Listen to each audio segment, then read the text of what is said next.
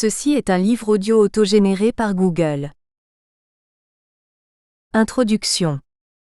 L'étude des premières Olympiades modernes permet de découvrir les balbutiements de l'esprit olympique. La création de Jeux olympiques intercalaires en 1906, le début des premières cérémonies, les premières médailles et les essais quant aux disciplines olympiques. Si le 100 mètres ou le marathon ont toujours été des inconditionnels, il n'en est pas de même pour certaines épreuves qui furent considérées comme olympiques le temps de plusieurs Olympiades, mais qui disparurent relativement rapidement. À cet effet, citons le tir à la corde en équipe, le plongeon de distance ou bien le tir au pigeon vivant. Mais si l'on regarde les disciplines en athlétisme qui apparurent lors des Olympiades, notre regard peut se porter sur les sauts sans élan, saut en hauteur sans élan, saut en longueur sans élan et triple saut en longueur sans élan furent considérés jusqu'à la Grande Guerre comme épreuves olympiques par le Comité international olympique. De 1900 à 1904 pour le triple saut en longueur sans élan, et de 1900 à 1912 pour le saut en longueur et le saut en hauteur sans élan. Le saut sans élan fit l'objet de 12 épreuves, si l'on inclut les Jeux intercalaires de 1906, considérés comme olympiques à l'époque. Sur ces 12 épreuves, 10 furent remportées par un seul homme qui décida de se spécialiser. Ce sportif, tout aussi inconnu que la discipline dans laquelle il excella, se dénomme Raymond Clarence-Ry. Né en 1873, cet ancien étudiant de la Purdue University contracta la poliomyélite lors de ses premières années mais devint un sportif accompli, en athlétisme ainsi qu'en football américain. Ses 10 médailles d'or, 8 si l'on exclut les Jeux intercalaires de 1906, sont un record dans le ratio de réussite des épreuves tentées. Alors que les Jeux olympiques de 1904 sont célébrés à Saint-Louis, États-Unis, par l'apposition d'un monument reprenant les anneaux olympiques et que la France rappelle les Jeux de 1900 à l'occasion de ceux de 2024, il a paru intéressant de s'intéresser aux disciplines disparues et aux sportifs qui les pratiquaient. L'histoire de Ry est peu connue en Europe, mais également de l'autre côté de l'Atlantique. Son arrière-petit-fils Thomas Carson, auteur d'un ouvrage mémoriel sur son aïeul, fut tout à fait satisfait de savoir qu'un Français s'intéresse à l'histoire olympique de grand-père. C'est en effet grâce à la France lors des Jeux de 1900 que Ry fut affublé d'un surnom qu'il allait garder toute sa vie durant, la grenouille vivante. Cet ouvrage est le fruit d'un travail recherche mené dans le cadre de la mise en avant des Jeux olympiques 1904. Ces sources proviennent majoritairement des archives de la presse états-unienne, française et olympique, mais également d'échanges avec Thomas Carson. L'olympisme, si enraciné aujourd'hui, a fait l'objet de débuts où l'on expérimentait les épreuves sportives. Aux sportifs qui ont été concernés, ce livre vous est dédié. Première partie, jeunesse en Indiana. Premières années et premiers records. Raymond Clarence-Ry, dit Ry ou Déac, naît le 14 octobre 1873 à Lafayette, dans l'État de l'Indiana aux États-Unis d'Amérique.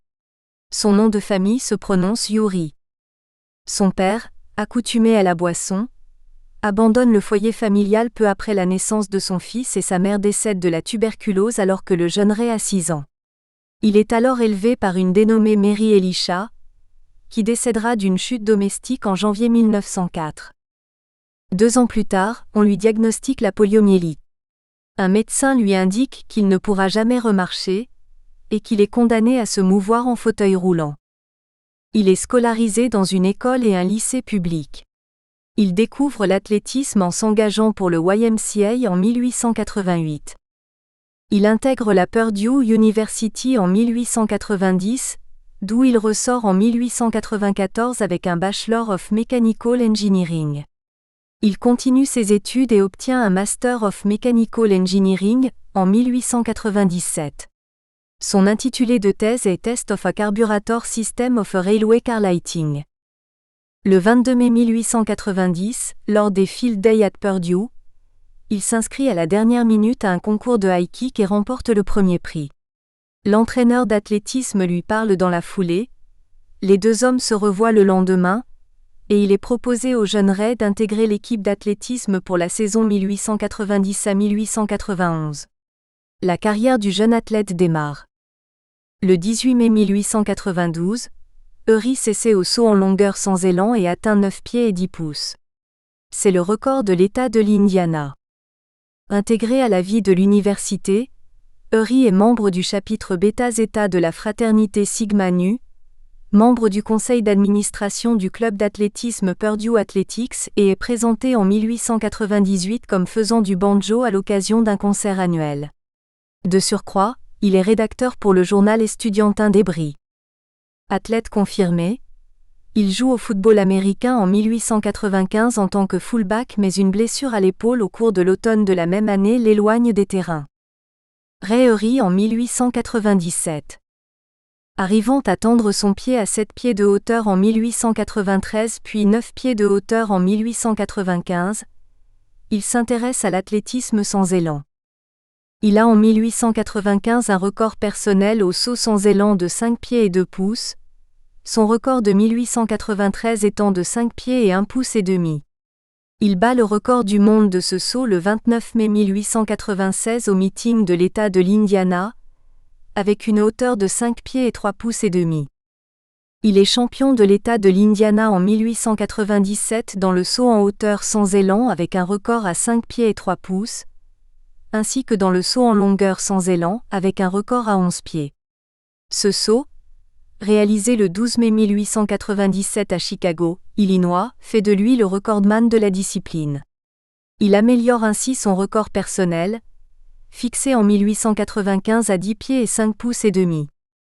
Il doit participer le 2 octobre 1897 à une compétition opposant le Chicago Athletic Association de Chicago au New York Athletic Club de New York, mais se blesse une semaine plus tôt, le 25 septembre 1897, en se rompant un vaisseau sanguin à l'épaule. Sa saison est alors terminée. Il est alors membre du CAA. Il participe à des épreuves de course à pied mais ses temps ne sont pas connus. Vie professionnelle. En parallèle de ses études, il travaille pour l'université de 1895 à 1899 et occupe la fonction d'instructeur associé en conception de machines et en cinématique. D'abord considéré comme étudiant assistant de 1895 à 1896, il est ensuite considéré comme étant assistant, de 1896 à 1899. En 1899, il part travailler à Elizabeth dans l'État du New Jersey où il est employé par le gouvernement en tant qu'assistant de l'inspecteur des machines et des installations. 4 ans plus tard, on lui confie le suivi de la construction des torpilleurs USS Nicholson, TB-29, et USS O'Brien, TB-30, et du croiseur USS Chattanooga, CL-18. En 1909, fort de ses états de service, il est ingénieur expert pour la commission sanitaire de la Hudson Fulton Celebration, fête populaire d'une durée de semaines commémorant le 300e anniversaire de la découverte de la rivière Hudson et du 100e anniversaire de l'utilisation de la machine à vapeur par l'ingénieur Robert Fulton, 1765 à 1815, pour naviguer sur cette même rivière. Travaillant ensuite toujours pour le gouvernement, il encadre une équipe d'ingénieurs spécialisés dans les machineries à vapeur pour un nouveau bâtiment flottant. En 1909, il habite dans le New Jersey, au 9 Trask Avenue, à Bayonne et en 1931 dans l'État de New York, au 343 Ridge Road, dans le quartier de Douglaston, à New York. Il se marie le 17 octobre 1900 avec Nella Johnson, diplômée de Purdue University, et a une fille, Elizabeth, née le 27 avril 1919, qui vécut avec lui et qui lui survit à sa mort. En parallèle de son activité industrielle, il donne des cours au Pratt Institute à Brooklyn, New York, dans l'État de New York. En 1912, il part travailler pour un fournisseur d'eau de l'agglomération de New York en tant qu'ingénieur mécanicien et avait en charge la construction de plusieurs grands barrages.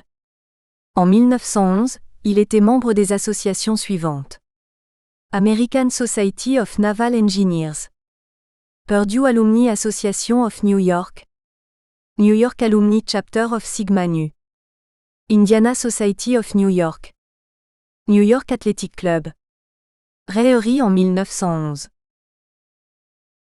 Deuxième partie Jeux Olympiques 1900 et première domination. Sélection états-unienne. Les deuxièmes Olympiades, organisées à Paris, ville de naissance de Pierre de Coubertin, 1863-1937, rénovateurs des Jeux olympiques modernes, s'inscrivent dans le cadre de l'exposition universelle de 1900. Nous espérons que vous avez apprécié cet aperçu.